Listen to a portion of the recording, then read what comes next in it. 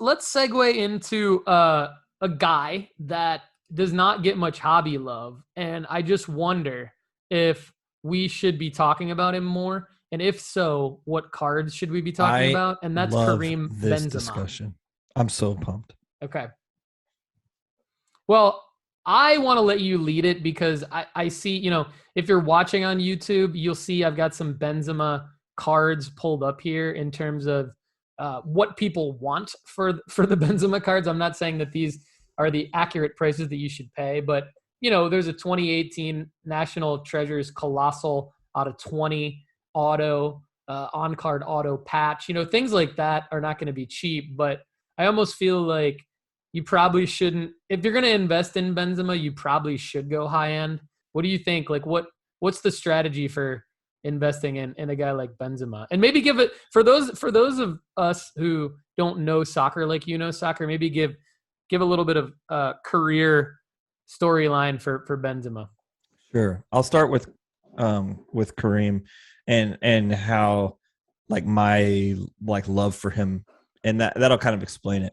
So when I first started watching soccer, it was 2009-ish, and soccer wasn't readily available on my TV. My dad is not a fan of soccer, so I had to watch it by myself, and I also lived in Central Time. So if I was going to get up and watch anything, it was going to have to be at 5 a.m. for the EPL. Plus, Kareem didn't play in the EPL. So I was just so once I got into college, my first year in college, I found out about the Champions League. And so I played FIFA all the time, and the only real team that I knew of was Real Madrid because I knew of Ronaldo.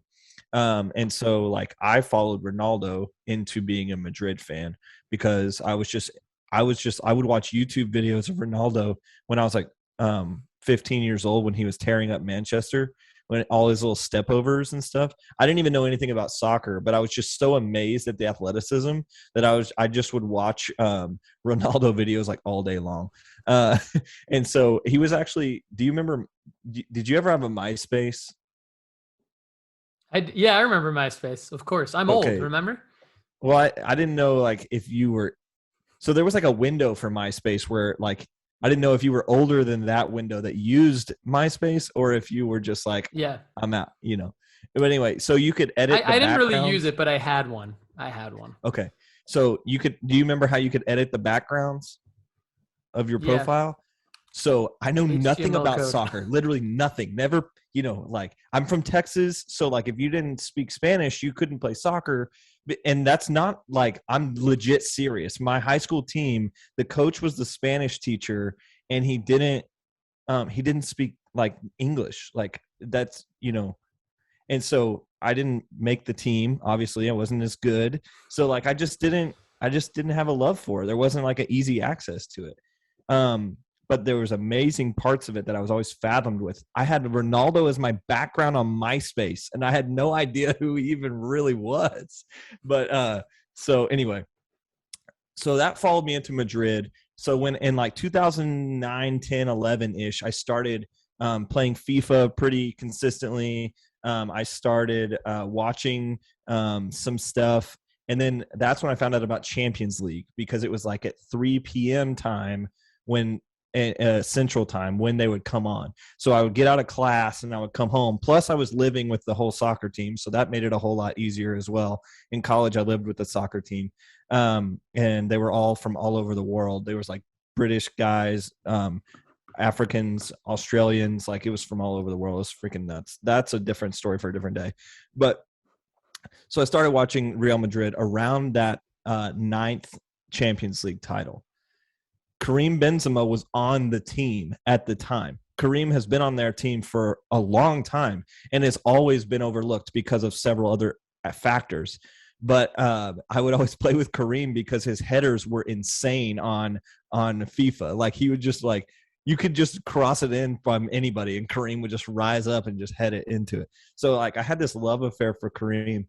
And then, all the stuff that went around, he had some bad media publicity a couple of years ago where he was in some trials. And so he was going through some stuff. He got kind of knocked off the French league team. And it seemed like everything was going away from Karim. Like he was on the best team in the world. He was also on the best country in the world at the time. And nobody was talking about him. Like he was literally the striker behind or like on the same team as Mbappe. It's like Mbappe, Pogba, and all, like all this hype around them. And then like Karim's just like, I'm actually the one scoring goals and nobody cared, it seems like finally for the first time in his career, people are like, wow, this dude is actually very good. And I'm sitting here going, he's been good the whole time, And so yeah. I'm really happy for Karim that he, from his move from Lyon to Real, he's finally like, he beat out Higuain for the spot. Like they moved Higuain from Real to Napoli. And then so he beat him out, and then he beat out Morata. Morata ended up going to Italy as well. And so like the three of those guys were all on Real Madrid at the same time. Karim beat him out, and Karim's just been the guy the whole time, which I think is really cool because Real Madrid really doesn't stick with players forever and ever. Unless they're just like very few guys they stick for forever and ever. You think of like Sergio Ramos, you think of like Iker Casillas, you think of those kind of guys. Well, Karim is now a guy that's going to potentially take them to another Champions League title. When you're thinking about guys in the projectable near future, Karim is a guy that you could eventually invest in. Also, I would invest big in Karim if you're going to invest in Karim. And I think you addressed that a little bit.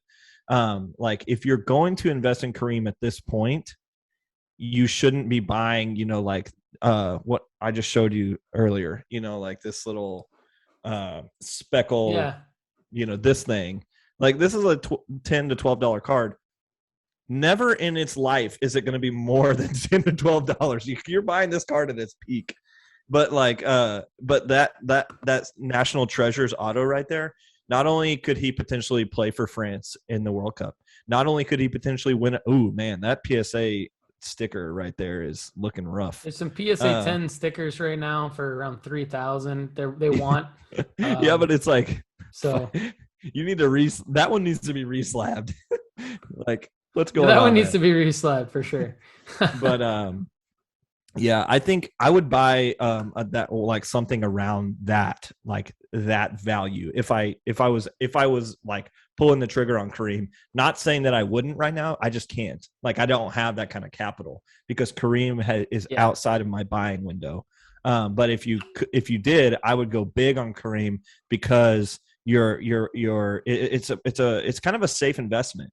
Like he's kind of one of those living goats type thing. Like he's still playing, but he's almost on the tail end of his career, probably like 2, 3, 4, 5 years away from the end. And his worst stuff is behind him. Like his trials and everything is behind him. And he's finally getting the attention. So, yeah. And like you said, he could potentially be the best player in the world. Yeah. So now could be an interesting time to buy a high-end card of Benzema. And then there's markers coming up because you've got the Champions League, potential Champions League final. I don't know when that is off the top of my head. I'm not sure if you do, but then there's also the World Cup, and he plays for France, obviously. So while you're looking up the Champions League schedule, I'm wondering if the Leaf cards. So Leaf, and this might take us into another direction because we've kind of hit on Karim. May 28th. Okay, so there's from the airing of this episode, it'll air on May 10th. So there's 3 weeks, which is a long enough window to go high end flip 3 weeks from now if he wins and scores. Is he the Real Madrid star that you would buy though? Well, I mean, I like Vinicius quite a bit. I mean, there's a lot of players that you could potentially invest in on that team. Yeah. I don't know. I mean, it's hard to say, but I do think he's the surest bet for a performance worthy of a card spike. Does the hype and the performance happen at the same time? We're not sure, right? But maybe to your point, like he's finally there. And we'd love to know in the comments from you all, like, what do you think of Benzema? Like, does he have a market? Like, you could sort this right now. to sold listings and kind of see a little bit of his market. What are some of the recent Benzema sales? They've gone, they're a lot of best offer accepted. So we don't, I think 130 point shows the actual price, does, but yeah. He's selling. He sold an awful lot in March and April. There's a sale in May of a Leaf auto. And that's actually what I wanted to ask you. Like, are the Leaf autos, and I have a selfish reason for asking this, are the Leaf autos of a guy like Benzema investable? Because I forgot to mention this in my earlier buys, but I did order 2 boxes of Pro Set Soccer Hobby from Leaf's website over the weekend because there is Haaland and Messi autos in there. And they're cheap. They're under, it's $265 a box. So it's not like it's that's the whole thing with Leaf autos, is that the debate is, are they investable? The good news is they're usually a lot cheaper than a licensed auto. The bad news is, because they're not licensed, like, what ceiling do they have? But with guys like Haaland, Messi, and Benzema, what's your take on specifically Leaf autos for those guys? Because you see a lot of them here as you look at listings for Benzema. I've met the Leaf CEO. I like him a lot. I think he's hilarious.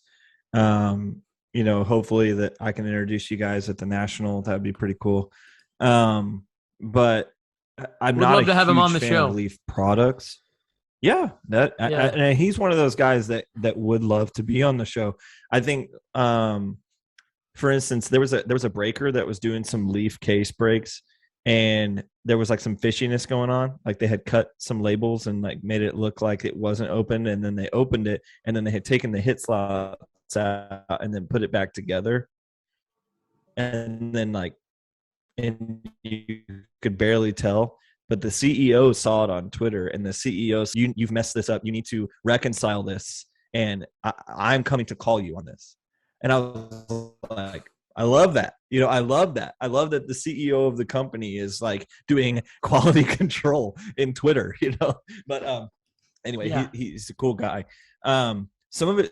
So the reason why I think Benzema could potentially be worth it in the Leaf product is because there is not a whole lot of high-end Benzema. And so this kind of plays into the same kind of mental theory that I had for Anthony Gordon. If anything happens, whatever is available is what's going to be hyped, And so obviously Benzema has a lot of cards being out for the last 15 years, but he doesn't have a whole lot of high-end cards. And so if you're looking at high-end autos, if Leaf is what you can get your hands on, then I say go for it in this case. Not in all cases, but in this case. Because, in 20 days, you'll have an opportunity to potentially flip it if he scores. And when Benzema scores, he scores in bunches. So he typically has like a brace or a hattie before, it's never just like, oh, he's, he just scored one. Like Benzema just like has days. And so if he has a day in the World Cup finals, that's going to potentially spike. But if you're hedging your bet a little bit at all with this, and if you're nervous about buying it, there's another opportunity for his market to go up when France is in the World Cup in like 6 months. Yeah. It's interesting. I think we needed to give Benzema his due. I think there's a clear play. Go high end now. Look at a flippable window to sell should he have a big performance in a Champions League final. And then if that doesn't happen, don't freak out and look towards the World please Cup don't panic to sell. List at the appropriate time. Yeah, don't panic sell, because he's also, like Kendall mentioned, like he's a legend. I mean, anyone who knows world soccer well knows that Benzema is like you said, he's had some issues off the field, but off the pitch, but he's a legend.